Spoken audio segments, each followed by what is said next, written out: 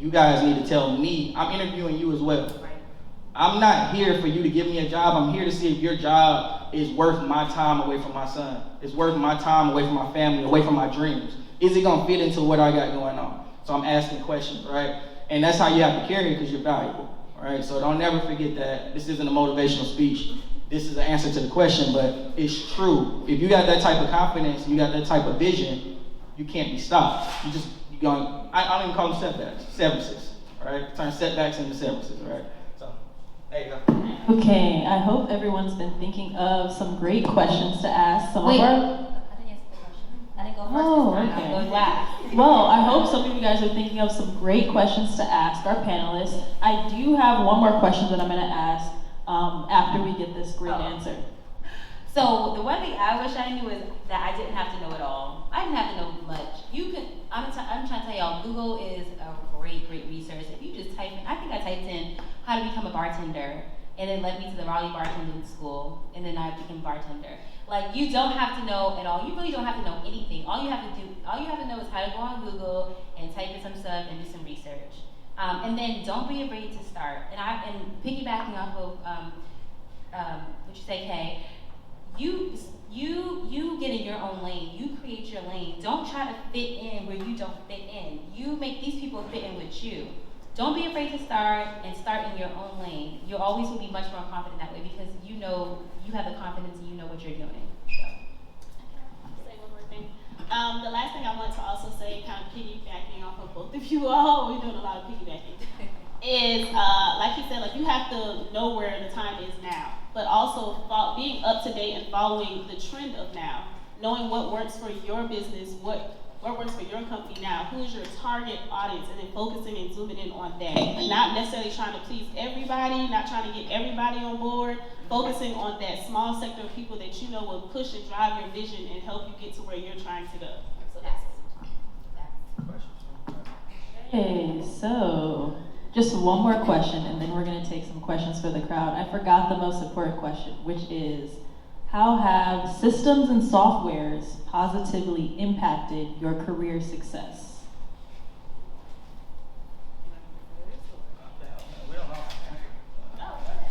So by that, everybody, I mean, like, you know, creatives use a bunch of systems, like Canva, that's a tech system, so that's just an example. I would say it's everything, not just because I chose to get into tech, but it's opened up things, right? So I would say post-pandemic, right, when people were doing things one way, now it's a different way. If you're a marketer, I feel like I got some marketers in here. Anybody in the marketing and trying to break into tech and other industries, and you probably run into, man, it's tough. There's no entry level to marketing. There's this thing called freelancing, right? And there's also this borderless work now, right? So get on LinkedIn. I'm not saying you have to get on LinkedIn and be an influencer. Get on LinkedIn so you can know who's who, right? And every business at this point, I think, should have a tech stack. And the tech stack is just your list of technical products that you use as a business, right? So if you're a grocery store, you need a cash register, you need people to clock it. That's all tech, right? As an individual, especially if you're looking to freelance or you're in marketing or sales or whatever, you should have your own personal tech stack, and everything should have a reason. So LinkedIn is at the top of the list, right?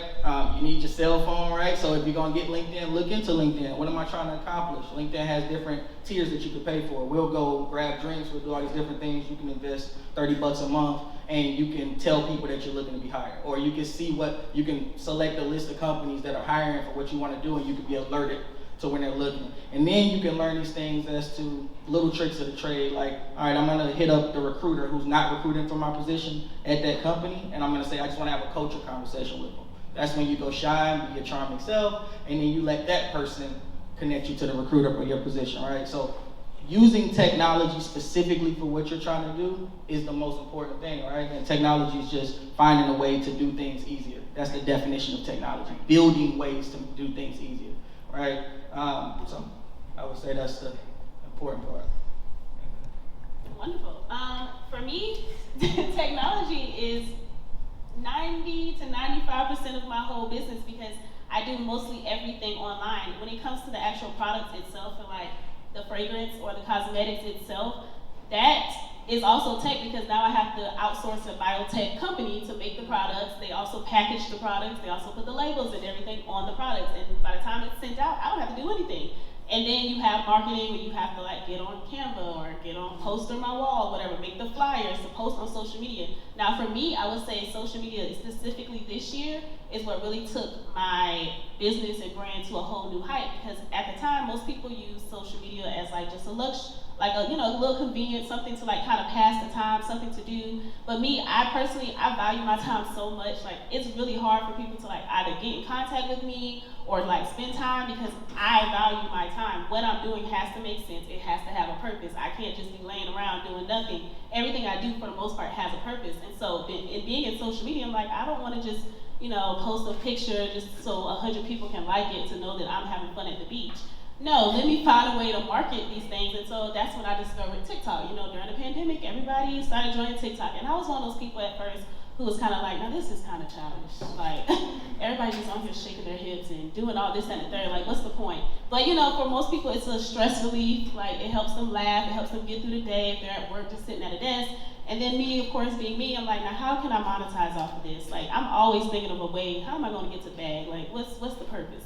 And so with doing that, I started to build personality. I started to become an influencer. And again, I started this in February as a social experiment for my business. I'm like, let's see how far I can go with this by just posting random videos, using certain sounds or whatever the trend is to kind of drive. And that's actually how I got all the applications for my brand ambassadors. Like when I posted more on social media, I became more and more of an influencer. By the time I posted the link on my website for the application portal, I had over 400 applications. Mind you, I'm only choosing 20.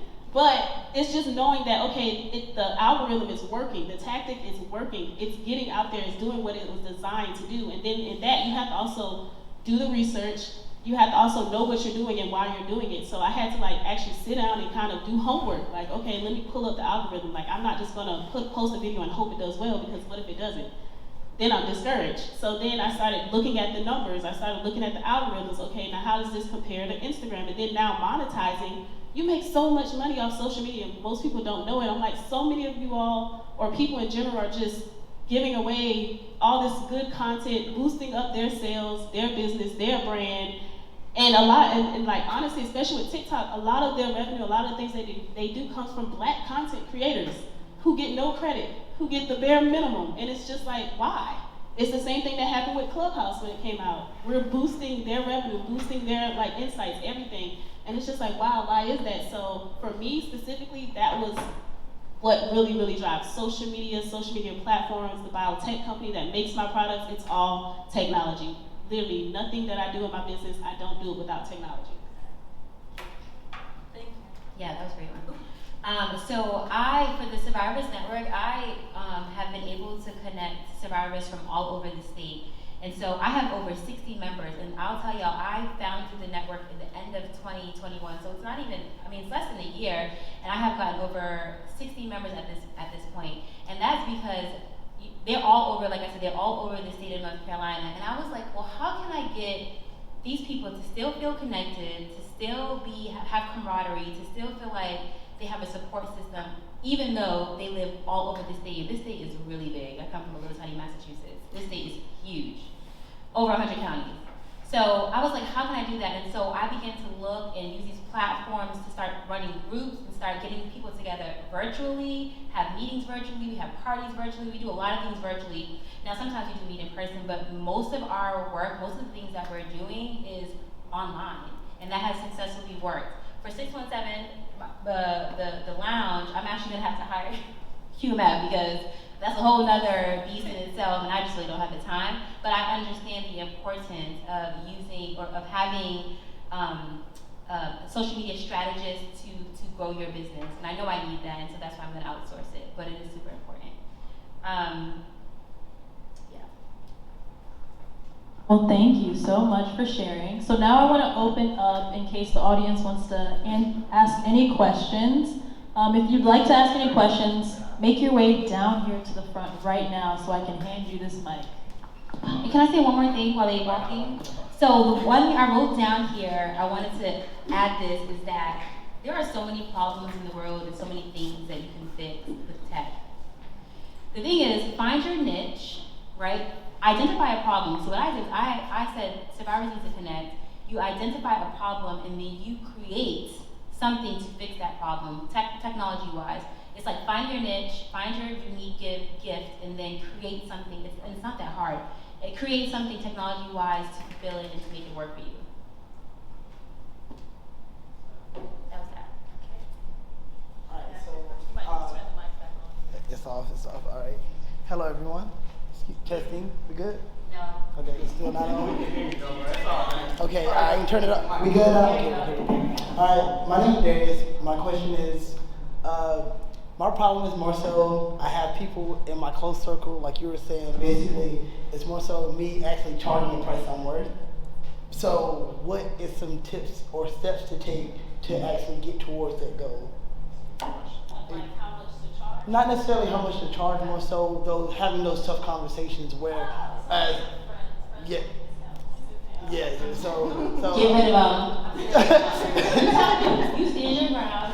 This is it. Because let me tell you, your clients are willing to pay someone else all that money. It's just a matter of you standing your ground and being confident and saying, I know I'm delivering a stellar product and it is worth it.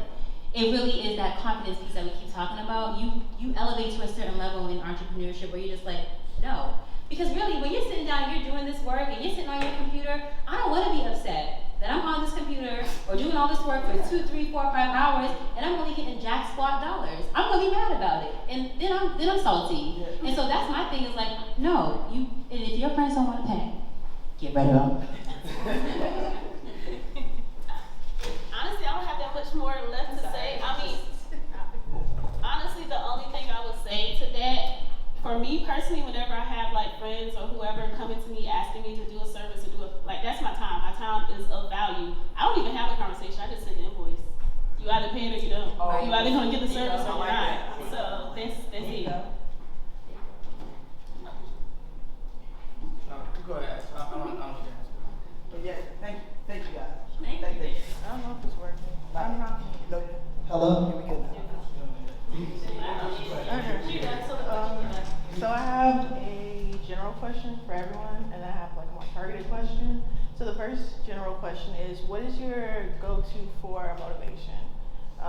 Because I know like we can't always be motivated. We have to be disciplined a lot of the time. But do you have like go-to podcasts, blogs, YouTubes?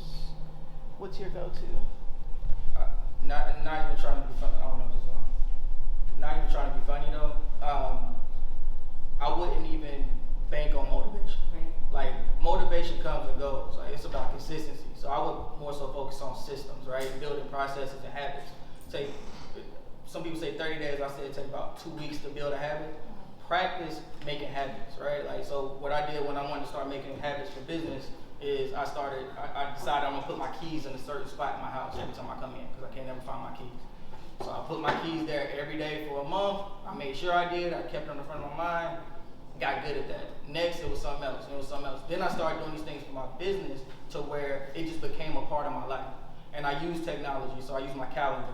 On my calendar, I don't just use it for work. I use it for everything. So I have them, and I'm not suggesting this. This might be a little intense, but you can do it in some capacity.